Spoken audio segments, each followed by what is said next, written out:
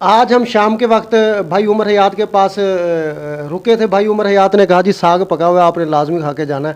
یہ آپ نے دیکھا ہے عمر حیات صاحب نے ویسے بھی دیسی گھی میں ساگ کے تڑکا لگایا ہوا ہے. مزید انہوں نے نا جی دیسی گھی گرم کر کے رکھا ہوا ہے جو ہم یہ ساگ میں ڈال رہے ہیں.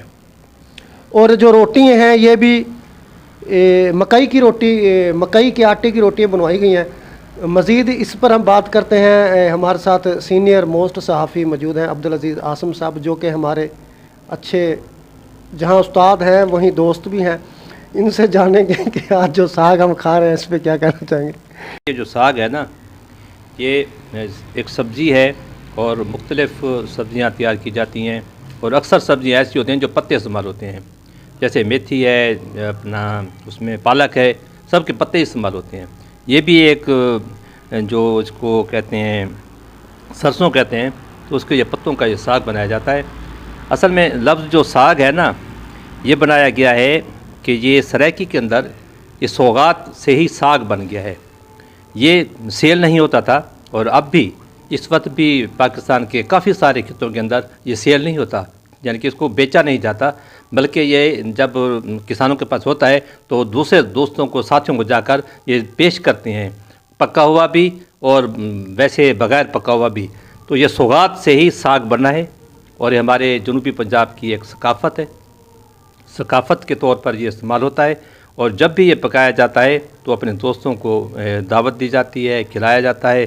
تو ایک ثقافتی حوالے سے بھی اور اپنی روایت کو بھی قائم رکھا ہوا ہے.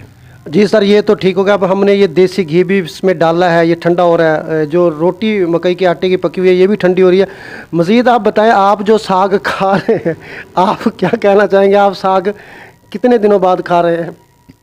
دیکھیے جی, میں جس خطے میں رہتا ہوں یا ہم جس خطے میں رہتے ہیں, یہاں ساگ وافر مقدار میں پایا جاتا ہے. ہمارے گھروں میں بھی تیار ہوتا ہے, اور بعض اوقات ایسا ہوتا ہے کہ بندہ گھر بھی ساگ کھا لیتا ہے. اب کسی دوست کے پاس جاتے ہیں تو وہاں بھی ساگ ہی تیار ہوتا ہے. اور آج میرے ساتھ بھی ایسا ہی ہوا ہے کہ آج صبح میں نے ساگ کھایا تھا, بڑے شوق سے کھایا تھا. تو آج جب اس دوست کے پاس آیا تو اس نے کہا یہ ساگ بنا رکھا ہے. تو میرے ساتھ تو وہی کام ہو گیا کہ بلند و پیادہ صاحب گئے تھے, کسی کے پاس مہمان ہوئے تھے, تو انہوں نے وہاں بھنڈیاں پکا دیں. تو اب ہوا یہ کہ انہوں نے بڑی تعریف کر دی. انہوں نے کہا بھنڈی مغلظ ہوتی ہے, صحت کے لیے بہت اچھی ہوتی ہے, اس میں طاقت ہوتی ہے, اس میں کیلشیم ہوتا ہے. تو وہ جو میزبان تھا وہ بڑا خوش ہوا, اس نے کہا یہ تو بڑی اچھی چیز ہے. شام کو پھر اس نے بھنڈی پکا دی. تو مولا صاحب نے دیکھا بھنڈی دوبارہ آ گئی ہے. اب ہوا یہ کہ انہوں نے وہ بھنڈی کھا لی. انہوں نے کہا جی یہ تو جی لالا کی انگلیاں ہیں جی, ماشاءاللہ جی یہ تو بڑی اچھی چیز ہوتی ہے بھنڈی کی. پھر انہوں نے تعریف کر دی. تو اب وہ میزبان تھا زیادہ متاثر ہوا. صبح اس نے پھر بھنڈیاں پکا دیں. تو صبح تو مولا صاحب نے دیکھا بھنڈی آئی پڑی ہے تو وہ سیخ پا ہو گیا, گرم ہو گیا. انہوں نے کہا یہ کوئی بھنڈی کوئی سبزی ہے؟ یہ تو پیٹ میں درد کر دیتی ہے, مغلظ ہوتی ہے, اس میں لیس ہوتی ہے, اس میں فلاں چیز ہوتی ہے, فلاں چیز ہوتی ہے. لیکن اس نے سارے اس میں, یہ ساگ بھی ایسی چیز ہے اگر آپ ایک مرتبہ کھا لیں تو اچھی چیز ہے, 2 مرتبہ کھا لیں اچھی چیز ہے, 3-4 مرتبہ کھانا پڑ جائے تو پھر وہی ملت و پیادہ والا کام ہی ہوتا ہے کہ پھر اس کے اندر پھر ہوتا ہے کہ پھر یار یہ ٹھیک نہیں ہوتی. تو بہرحال میرے ساتھ ایسا ہی چانس ہوا ہے کہ دوسری مرتبہ تو میرے اس میں شامل ہو گیا غذا میں. اللہ خیر کرے گا تیسری مرتبہ کوئی نہیں بنے گا, کوئی دوست مجھے ایسا نہیں کہے گا. اصل میں جب عمر صاحب کھانا لے کے آئے نا, ساگ پکا ہوا, تو استاد کو بتایا کہ جی ساگ پکا ہے.